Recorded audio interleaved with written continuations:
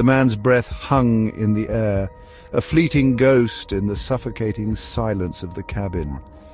Each exhale was a surrender to the cold, each inhale a sharp reminder of his isolation. Outside, the Alaskan wilderness held its breath, a predator stalking its prey. The man, Jacob was his name, though it felt foreign now, was a prisoner in his own sanctuary. The fire in the hearth crackled, a meager attempt to hold back the encroaching darkness.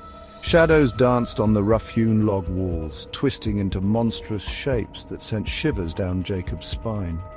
He was alone, utterly alone. The silence screamed it, a deafening chorus in the vast emptiness of the Alaskan wilderness.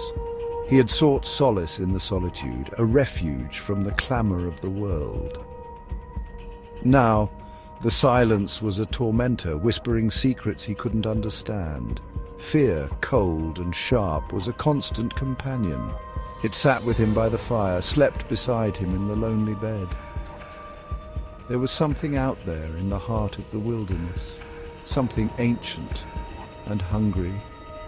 Jacob could feel its presence, a palpable weight pressing against the boundaries of his sanity. The Alaskan wilderness was a realm of unforgiving beauty. Towering pines, their branches heavy with snow, stood sentinel against a backdrop of jagged peaks that clawed at the sky. The air was crisp, biting, carrying the scent of pine needles and damp earth. A thin layer of ice crusted over everything, transforming the familiar into something alien and hostile. The sun, a pale ghost in the winter sky, offered little warmth. It cast long, eerie shadows that stretched out like skeletal fingers, reaching for the isolated cabin. The silence was all-encompassing, broken only by the occasional groan of the ice shifting on the frozen lake nearby, or the harsh cry of a raven circling overhead. This was a place of stark contrasts where beauty and danger walked hand in hand. The wilderness held a raw, untamed power that could both awe and terrify. It was a place where a man could easily disappear, swallowed whole by the vast emptiness.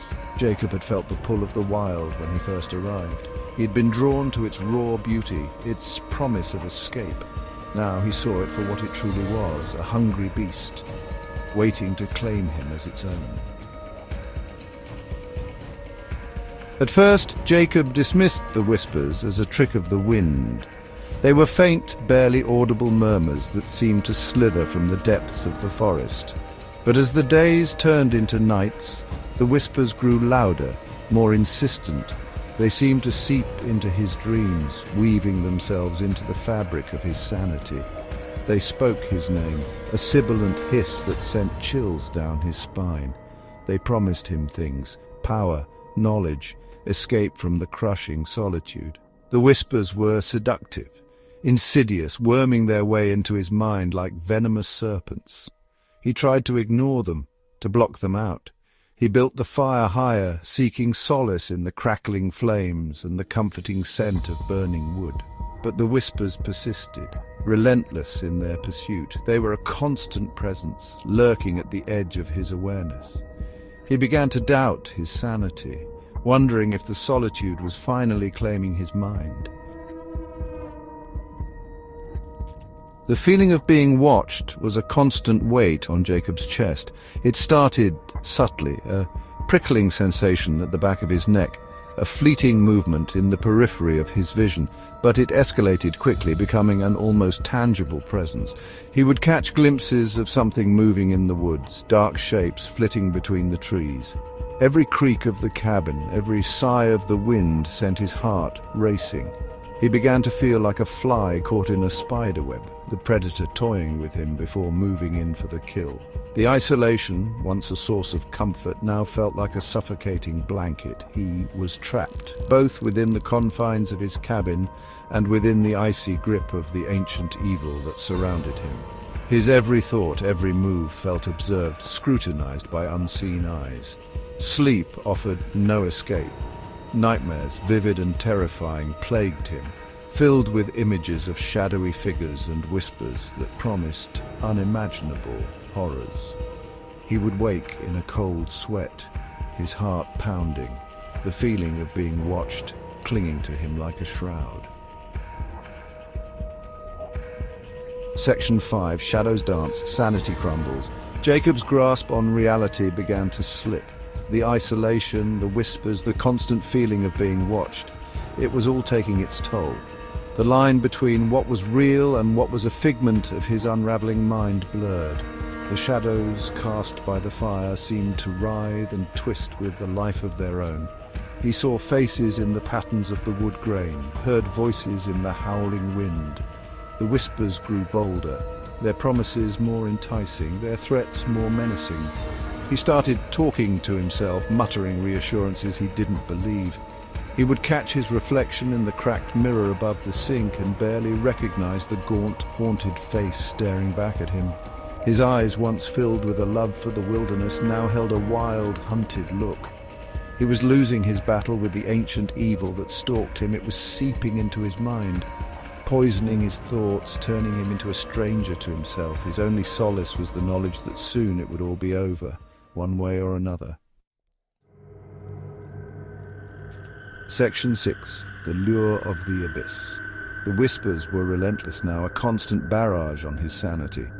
They beckoned him, promising him an end to his torment if he would only step outside.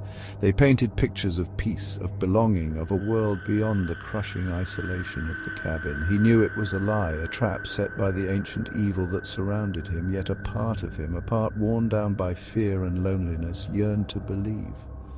The thought of remaining trapped within the confines of the cabin, his mind slowly unraveling, was almost unbearable. The whispers offered him a way out, a final release. But what would he find on the other side? Oblivion, or something far worse?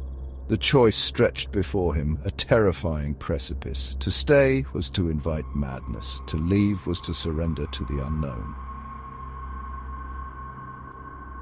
Section 7. To stay or to succumb. The decision pressed upon him, a physical weight on his chest. Stay and face the slow, agonizing descent into madness, or leave and surrender to the whispers, to the ancient evil that awaited him in the frozen heart of the wilderness. His hand trembled as he reached for the bolt on the cabin door. The whispers intensified, urging him onward, promising him peace, release, oblivion. He could almost feel the cold embrace of the night, the promise of an end to his torment. But a flicker of doubt, a last vestige of self-preservation, held him back. What awaited him out there? What fate awaited him if he yielded to the whispers?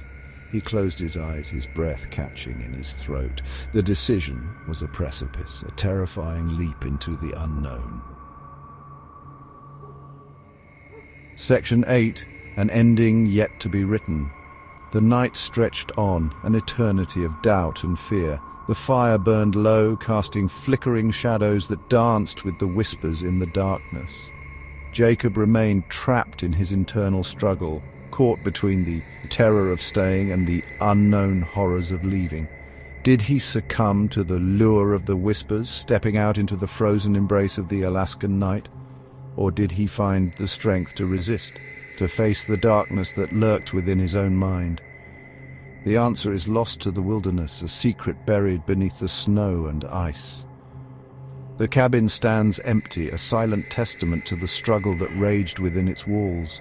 The ancient evil still lurks in the shadows, patient, waiting.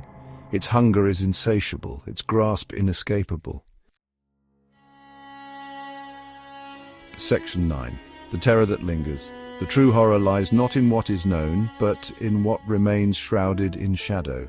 Did Jacob find peace, or did he become another victim of the ancient evil that haunts the Alaskan wilderness? The uncertainty chills the blood, leaving a lingering sense of unease that clings long after the story is over. The wilderness holds its secrets close, a vast and unforgiving expanse where the lines between reality and nightmare blur. And somewhere beneath the ice and snow, the whispers continue, waiting for the next soul to stumble upon their path. They are a promise and a threat, a siren song of madness and oblivion, a chilling reminder that some things are best left undisturbed.